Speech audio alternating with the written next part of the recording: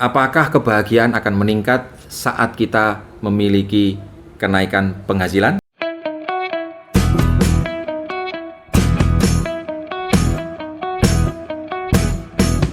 Assalamualaikum warahmatullahi wabarakatuh.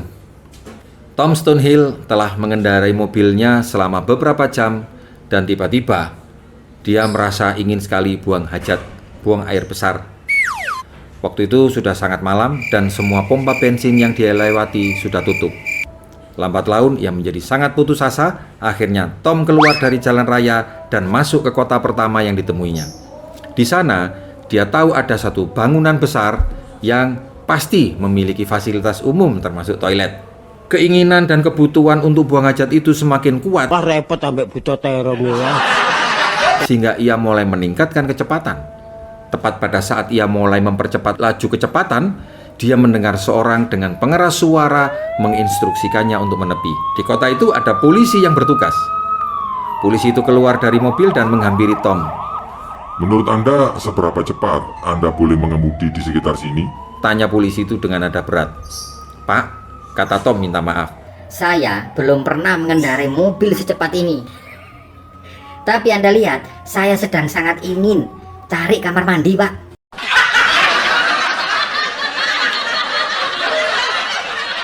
Cari toilet. Polisi itu memperhatikan nada jujur Tom dan kasihan kepadanya. Lalu polisi itu mengatakan, Oke lah, saya percaya dan pasti ada tempat yang masih buka jika Anda terus menyusuri jalan ini. katanya sambil menunjuk ke depan. Namun Anda harus memperhatikan batas kecepatan ya. Ya, pasti. Jawab Tom. Ia merasa lega dan senang karena diperbolehkan pergi. Beberapa saat kemudian, Tom melihat cahaya lampu di kejauhan. Dia yakin sedang mendekati toko atau bangunan 24 jam. Namun, saat ia mendekati tempat itu, ia semakin yakin sedang menuju tempat di mana sedang berlangsung pemakaman. Tom merasa tidak enak hati karena menggunakan fasilitas itu.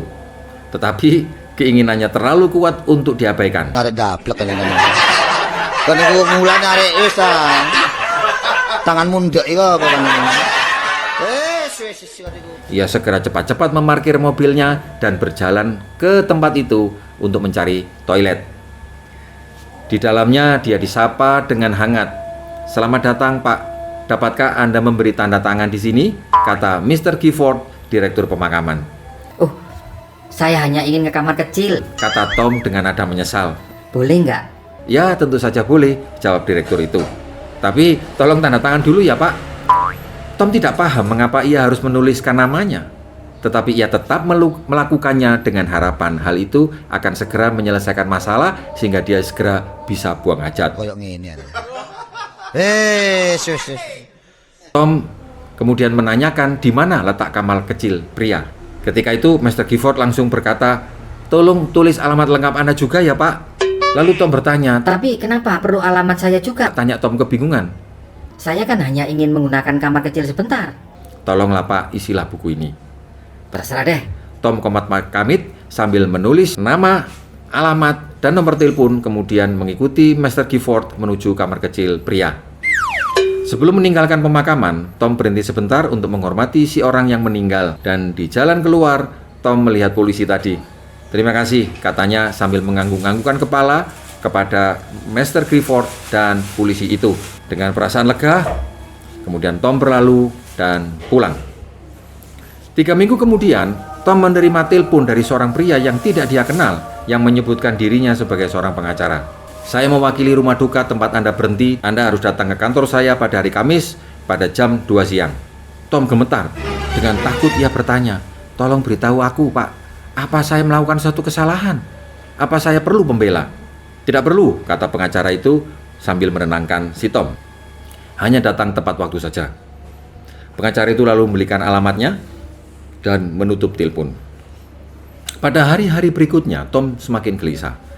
Dia berpikir, apa ya yang saya lakukan? Apa kesalahanku? Kenapa mereka memanggilku? Katanya bertanya-tanya dengan penuh kegalauan. Di hari Kamis itu, dia mengendarai mobilnya secara cepat datang ke kantor pengacara dengan penuh rasa was-was. Tom menemukan gedung itu sesuai dengan ancar-ancar yang diberikan. Dengan menahan napas dan jantung berdebar, Ia mengetuk pintu depan dan ada orang yang berkata, "Silakan masuk," kata sekretaris. Lalu pengacara itu keluar dan menyambut Tom. Tom diajak masuk ke dalam ruangan dan di dalam ruangan itu Tom terkejut melihat ada polisi dan ada Mr. Gifford. "Silakan duduk," kata pengacara memulai obrolan. "Saya ditunjuk dengan sah oleh pengadilan untuk membacakan warisan dan pernyataan Mr. Stanley Murrow." Pengacara itu mengambil buku tamu yang Tom pernah tanda tangani. Dia menoleh ke arah direktur pemakaman dan menunjuk kepada Tom, lalu bertanya, "Ini pria yang menandatangani buku itu?" "Ya," kata direktur pemakaman itu.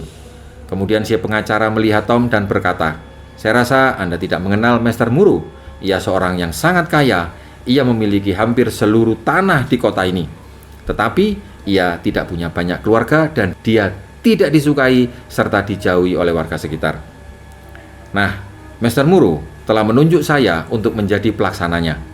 Pengacara itu mengambil secarik dokumen dan melanjutkan, "Ini surat warisan yang paling pendek yang pernah saya lihat. Bunyinya seperti ini, saya bacakan. Orang-orang sangat membenciku karena tidak pernah mendapatkan uang dariku selama aku hidup. Jadi, orang yang hadir ke pemakamanku pastilah orang yang cukup berbelas kasihan terhadap orang tua yang bertingkah seperti aku.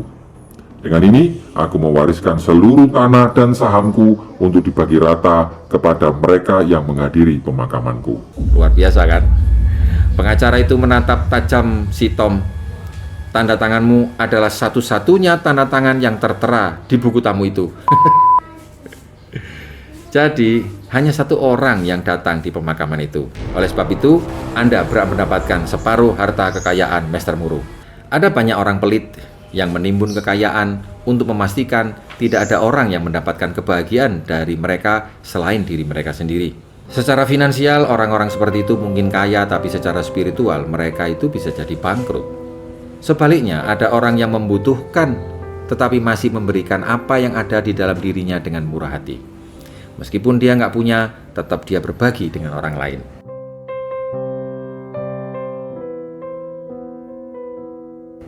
Mereka itu diberkati dengan sejuta kedamaian. Siapa yang sesungguhnya kaya dan siapa yang sesungguhnya miskin?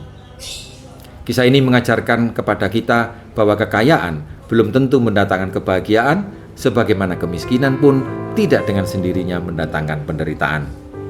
Saya teringat dengan prinsip di dalam asuransi. Setiap orang yang menjadi nasabah berniat untuk saling tolong-menolong dengan orang lain. Meskipun kondisi kita tidak terlalu bagus, tetapi kita berniat dengan sebagian uang yang kita terima, yang kita serahkan, bisa menolong orang lain. Nah, pertanyaan selanjutnya, apakah kebahagiaan akan lebih meningkat bersamaan dengan kenaikan pendapatan? Apakah orang yang pandangan hidupnya materialistis lebih bahagia daripada orang-orang yang non-materialistis? Apakah orang yang berpandangan hidup bahwa kebahagiaan hanya bisa dicapai dengan kekayaan akan membuat mereka lebih bahagia daripada orang yang punya pandangan lain? Materialisme adalah penyakit atau pandangan hidup yang membuat kita sakit. Apa yang harus kita lakukan sehubungan dengan kekayaan agar kita hidup bahagia? Nantikan vlog saya selanjutnya. Terima kasih. Assalamualaikum warahmatullahi wabarakatuh.